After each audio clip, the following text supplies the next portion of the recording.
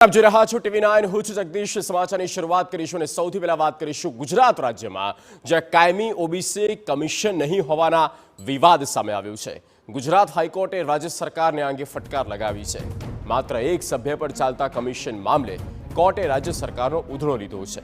બે સભ્યોને નિમણૂક ન આપ્યાનો યોગ્ય ખુલાસો ન આપતા કોર્ટ નારાજ થઈ। 2 સપ્તાહની અંદર ચીફ સેક્રેટરી પાસે હાઈકોર્ટે આ અંગે ખુલાસો માંગ્યો છે। કમિશનની કામગીરી સહિતની બાબતો પર સ્પષ્ટતા કરવા કોર્ટે નિર્દેશ આપ્યા।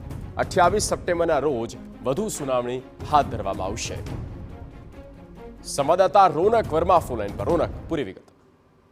જગદીશ, વર્ષ 1993 થી રાજ્યમાં ઓબીસી કમિશન અને તેને લગતી બાબતોને લઈને એક વિવાદ છે, જેને લઈને ગુજરાત હાઈકોર્ટમાં એક અરજી કરવામાં આવી છે અને તે અરજી અંગે અગાઉ ગુજરાત હાઈકોર્ટે રાજ્ય સરકાર પાસે ખુલાસો માંગ્યો હતો અને શા માટે માત્ર એક જ સભ્ય પર આ જે કમિશન છે તે ચાલતું હોવાની જે ખુલાસો છે તે કરવામાં આવ્યો હતો, પરંતુ અત્યાર સુધી આ મામલે કોઈ યોગ્ય ખુલાસો ન કરતા આખરે ગુજરાત હાઈકોર્ટ દ્વારા જે ઉધડો છે તે લેવામાં આવ્યો છે। ખાસ કરીને ગત જાન્યુઆરી માસમાં અન્ય 2 સભ્યોની નિમણૂક કેમ ન કરવામાં આવી તે સવાલ કરવામાં આવ્યો, ત્યારે જે એક ફાઇલ છે તે મુખ્યમંત્રી ઓફિસ ખાતે પેન્ડિંગ હોવાનું જે વાત છે તે ચીફ જસ્ટિસના ધ્યાને મૂકવામાં આવી હતી, પરંતુ આજે વધુ એક વખત જ્યારે સુનાવણી થઈ છે ત્યારે યોગ્ય નિમણૂક છે તે ન થવાના કારણે ગુજરાત હાઈકોર્ટે ચીફ સેક્રેટરી પાસે ખુલાસો માંગ્યો છે અને આ અંગે શું જવાબ રજૂ કરવો તે અંગે પણ જે એક નોટિસ છે તે આપવામાં આવી છે। 2 અઠવાડિયાનો સમય છે તે આપવામાં આવ્યો છે। 2 અઠવાડિયા બાદ ચીફ સેક્રેટરીનો જવાબ રજૂ થશે અને આ અંગે વધુ માહિતી પ્રાપ્ત થશે, પરંતુ જે પ્રકારે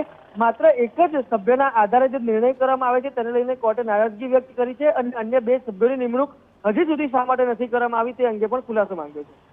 ઓકે રોનક, આભાર તમામ માહિતી આપવા માટે। તો એક સભ્ય પર ચાલતા કમિશન અંગે કોર્ટે સરકારની છાટકણી કાઢી છે અને આ અંગે ખુલાસો પણ માંગ્યો છે।